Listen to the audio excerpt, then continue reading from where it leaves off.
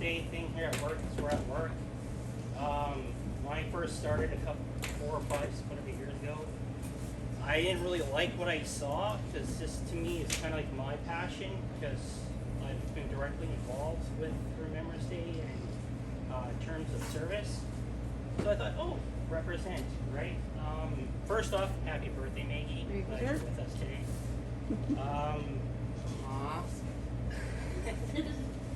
So I try to cover a lot of things. We have a proud history as Canadians when it comes to service all over the world, not just with war, but relief, structure building in other countries.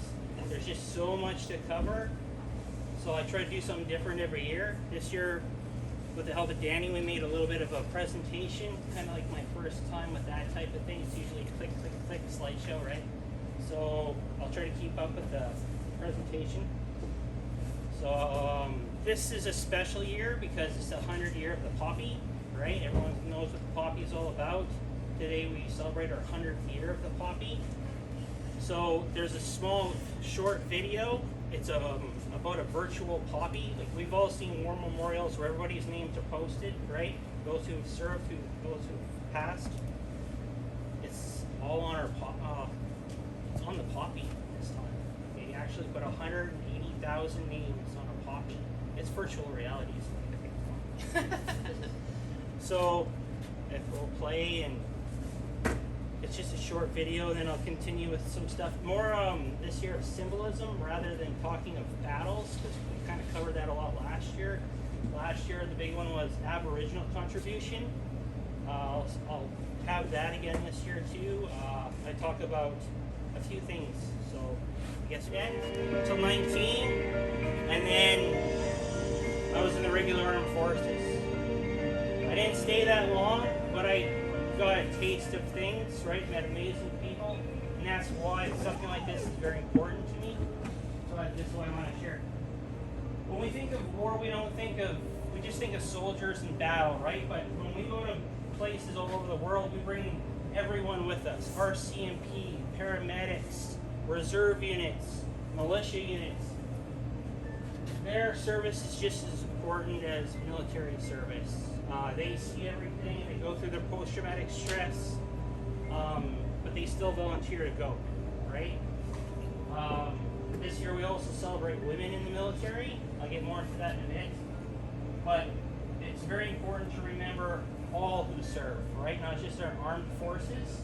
RCMP played a big role in Bosnia, Kosovo, our tours of duty over there, for just training and just security of the populations involved.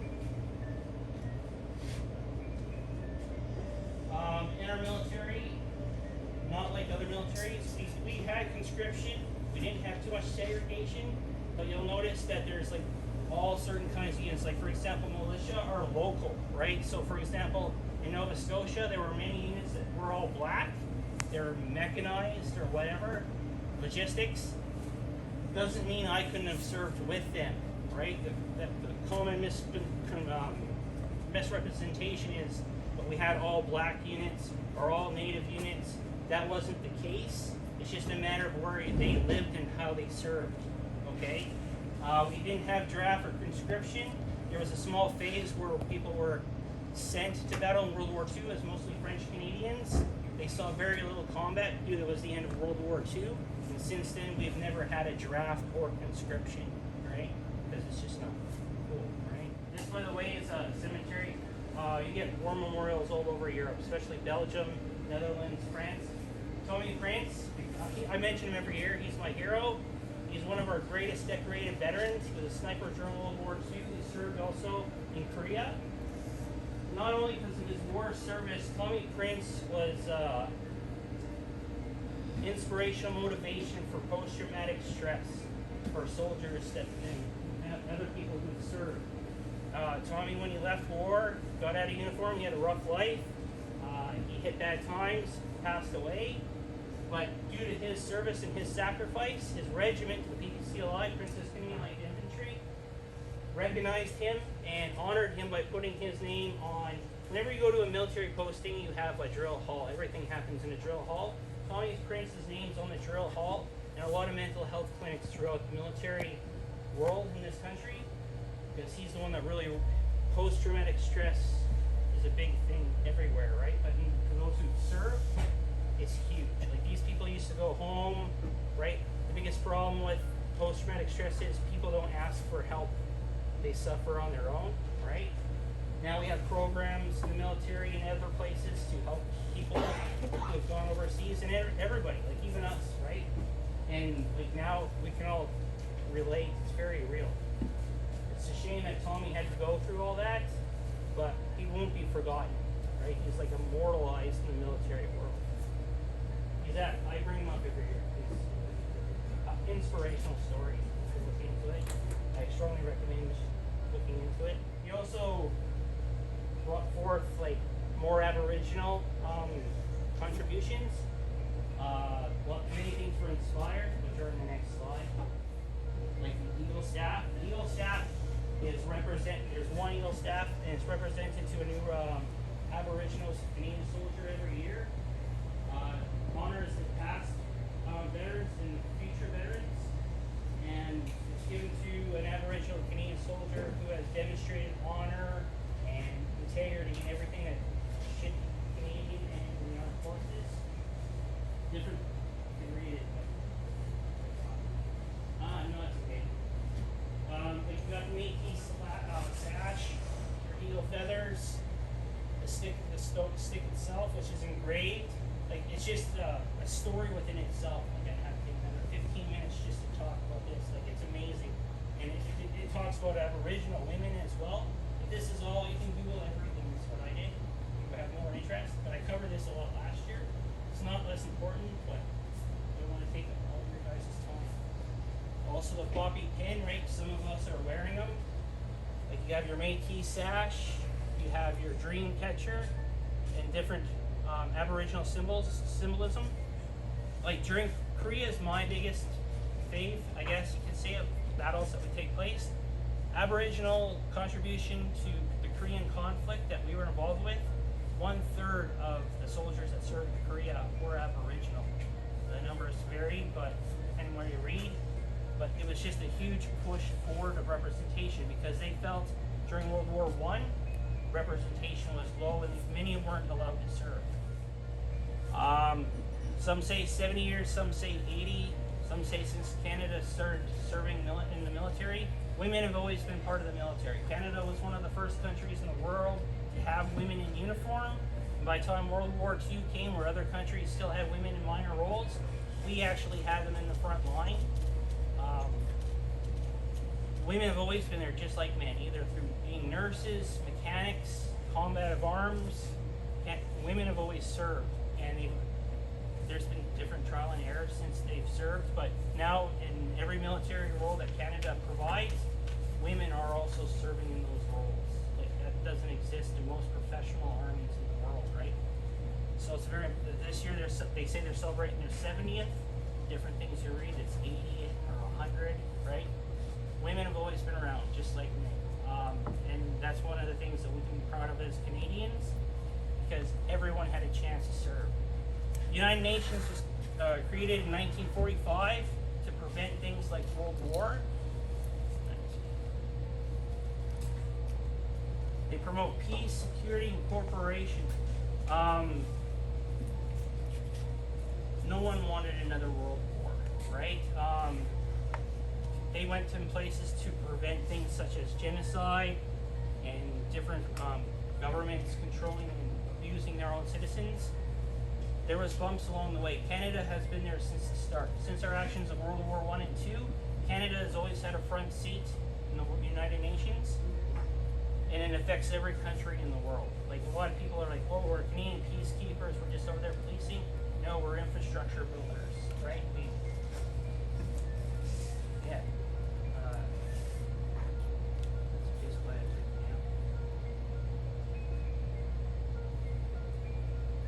yeah. This is the Silver Cross. Again, we talk about women in the military, but every soldier has a mother, right? It was created in 1919, but really took off after the Second World War. The Silver Cross represents the mother of a lost child through war. Like, Navy, Army, or Air. They send it out every year, actually by the Queen, if the Queen is available. We don't have one for dads yet, but it's on its way. This is very important because no one gets left out. Everyone has this. When someone sacrifices, everyone's affected, right? Every household, pretty much. This year is the 105th anniversary of Beaumont Hamel. Newfoundland was their own dominion during World War I and World War II, just like Canada was. But their honors have been added to our own. Beaumont Hamel is especially important to Newfoundlanders because it was their greatest sacrifice. It's during the Battle of the Somme. They lost 800 men in one day. So we always remember. Today they're a reserve unit. A reserve unit is part-time service, right? But when a full-time unit goes to overseas, they often call up a reserve unit to go with them and serve.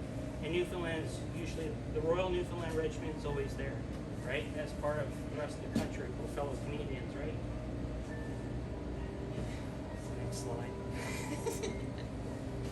But yes, Beaumont Hamel, I suggest looking into it. It's a phenomenal sacrifice. It affected every Newfoundlander. Vimy Ridge, everybody knows about Vimy Ridge, but they don't know exactly probably what it means. It's kind of like your climax point. Like you hear about the Battle of the Somme, Passchendaele, the Indians. These weren't just fought in a day. These were battles that took weeks. And Vimy Ridge was kind of like the climax, right? No one else could do that. Take that hill from the Germans. It was professional armies all over the world. France, England, they all tried. We did it as Canadians on our own terms. And this is what kind of stood out for the rest of the world. Like Canada, that's pretty much what put our name on the map. We all came together. First Aboriginal Canadians, second generation Canadians, newly Canadians, and our friends from all over the world. Allies from other countries came, signed up, because even America wasn't even involved in World War I at this time. They signed up under Canadian colors, right, to be part of this. So this is in France. It was made by King George, the Queen Elizabeth's husband. World War II, we kind of repeated our mistakes from World War I. We fought the same people in the same dirt, but if you notice, Canadians fought at the beach of Juno, Normandy landing. We led our own. Canadians led Canadians. We did not have any overseers telling us what to do. We took our objectives, and we were only stopped at that line because of politics, right? Like everyone wanted a chunk of victory, right? But this is, like, if you can tell at the map, what is this, the 6th Airborne Division? Vimy Ridge is just next door, right? So we fought in the same enemy, same war, pretty much. So this is when we decided that this type of thing should never happen again on a world scale. Go again. This year the Legion recognizes it's French, Carleen Blade. She was a trooper in the Royal Canadian Army. She was a reservist. She's from Quebec, Cowansville, Quebec. She served and died in Afghanistan April 13th, 2009, when her armored vehicle was struck by a roadside bomb near Kandahar, Afghanistan. So her sacrifice was so important that everyone decided to honor her mother this year. She's a 2021 Silver Cross mom. Her picture will come up here in a second. Couple seconds. See, again, this is an example of reservists, part-time soldiers that serve with regular armed forces, right? Like, we all go together. This is her mother, Neen Samard, and she was chosen to be this year's Silver Cross Mother, October 20th, 2022. Her mom is now, it's an interesting story, her mom is actually an activist now on post-traumatic stress and different things that affect soldiers, right? Her strength is just like her daughter's, right? So this is why it's important to recognize somebody every year that sacrificed a daughter or son, and they become directly involved. They're like the representative of a tour of duty. Okay, here's Korea again. Like when In 1951, when the Korean conflict was beginning, we kind of went back and forth. This is the first real fight, I guess you could say, against communism, and it was General MacArthur and the Americans. They left the front line because they thought they were winning. The action was low, and when they pulled our people off the front line, Canadians entered the front line, and then we had the Battle of Capignon, which was like 700 Canadians versus 5,000 communist troops. The numbers vary, but let's just say we're very outnumbered. It wasn't until this time where we really realized that we had friends. Behind the line, behind us, were Filipino military, and they were right there with us. They backed us the whole time. Nobody left. Actually, that's not true. Some people left. The Australian military left the front line. They seen all the Chinese, North Koreans coming down the line. Like, they say 5,000, but if you talk to some or read up on it, it's more like 150,000, and they were well equipped. So this type of action, we realized we couldn't just peacekeep anymore. So NATO was created in 1949, and this was a deterrent against future Cold War. These were the Western allies, Western powers. So NATO, when it was created, it was more like a fighting force. So it wasn't like the police or of the UN, it was like the Knights of NATO, right? And a perfect example of the NATO contribution is it's called the North Atlantic Treaty Organization. And the perfect example is Afghanistan. We went to Afghanistan in 2001 and left in 2014. So we were there for like 12 years. Americans just left, unfortunately. We've all heard about that on TV. But we've lost, I don't have the number, but I think it's 112 Canadians. Most of it was due to roadside bombs. When we went to Afghanistan, we don't go anywhere to conquer. We go to build infrastructure. We don't take land away from anybody else. So the sacrifices are real. So when we're over there doing these types of things, we do defend ourselves, don't get me wrong. But that wasn't our purpose. Our purpose was to train the people that live there to stay home and be able to look after their country, right? We left because of various things, but we can't stay everywhere. We are a small military, right? Very small, but we still went. We were often stretched very thin. Like, we left there to go somewhere else. I think we went to Mali. Mali's in North Africa for a relief effort. Haiti, we go to Haiti every year. They have a hurricane, right? So there's only so much we can do, but we do try.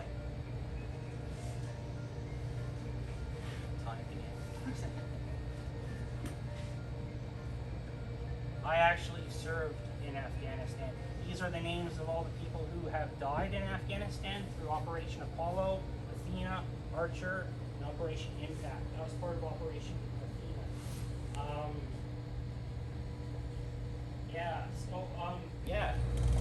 I don't know what else to say about that. I do have a poem. Last year I got in trouble because I didn't share a poem. Actually, I got two. I'm not sure both. So everywhere I've ever been with that military post, either being a cadet in my youth or regular armed forces as a man, this was always stuck on the wall. It was never framed fancy. It was never painted in a memorial. It was just a piece of paper stuck on the wall. And it was written by an American named Charles M. Province. The poem's called Freedoms. So just bear with me here. It is the soldier, not the reporter, who has given us the freedom of press. It is the soldier, not the poet, who has given us the freedom of speech. It is the soldier, not the campus organizer, who has given us the freedom to demonstrate. It is the soldier, not the lawyer, who has given us the right to a free trial. It is the soldier who salutes the flag, who serves under the flag, whose coffin is draped by the flag, who allows the protester to burn the flag. That's so true. Like, all of our things that we've done through our history, it's our women and men in the armed forces in uniform that made sure we were capable and able, right? I'll just leave it at that. And I got one more, considering it is the year of the poppy. So this year someone wrote a poem called The Poppy. I'm not a badge of honor, I'm not a racist smear. I'm not a fashion statement to be worn but once a year. I'm not glorification of a conflict of war. I'm not a paper ornament, a token. I'm more. I'm a loving memory of a father or a son or daughter, a permanent reminder of each and every one. I'm a paper or manual. I'm an old and shiny new. I'm a way of saying thank you to every one of you. I'm a simple poppy, a reminder to all that courage, faith, honor will stand where heroes fall. It doesn't have an author. This isn't like a personal glory type thing. Well, there is the odd person, we are people, right? No one glorifies himself on this day. You don't have anyone standing up and like say, me, I did this, I did this. In fact, you kind of have to pull people in. Yeah. Thank you. We'll remember their service, right? Thanks for listening. That's all I got today.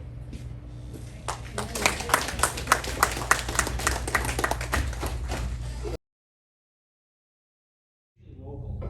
So this unit right here, the 2nd Battalion Mechanic Engineers, they came from Nova Scotia. Most people that lived in their area were black, right?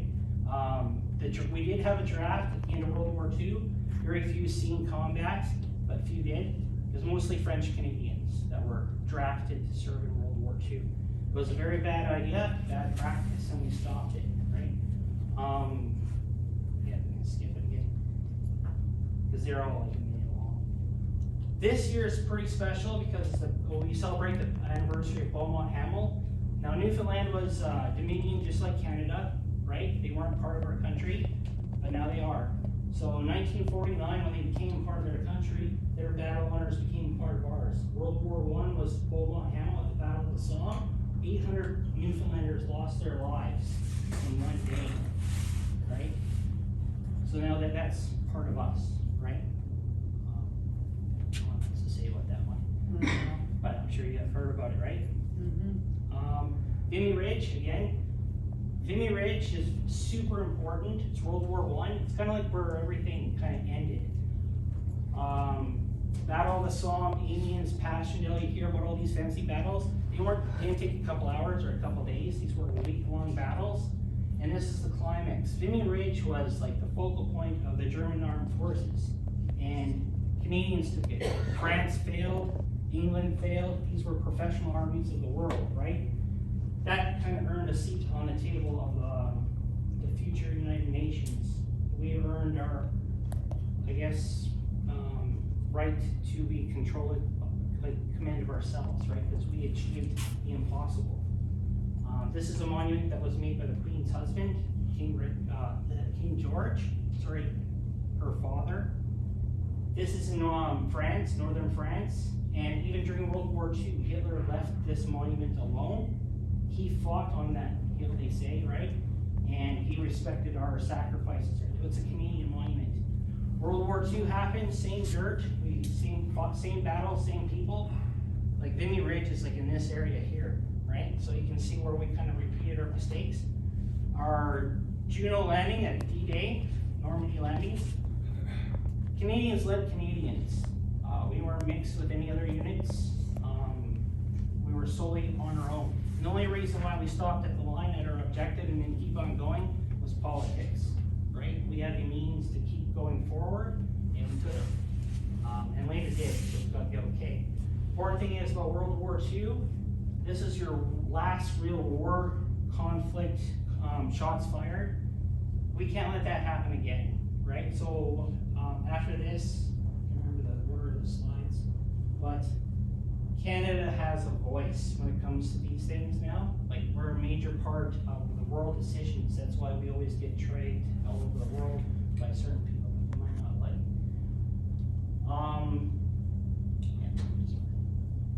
This man here is my hero. I bring him up every year. Tommy Prince. He was a sergeant and a sniper in World War II. One of our most decorated Canadians. He also served in Korea. But his biggest legacy is when he was out of the military, he made post-traumatic stress a thing. Like, it was awareness to his personal situation, because he died in pretty rough circumstances. Like, when you go and you serve, just like here, like everyone's under stress, you know, you go home, you gotta relax, do your thing. Because of his sacrifices, we have programs in place in the military now that look after our soldiers. They might not be getting all they need, but the problem in his day is it was still real, but you had to ask for help. Now, if anyone in this room has problems, you know it's very hard to ask for help or aid when it comes to post-traumatic stress. So that's his legacy. Again,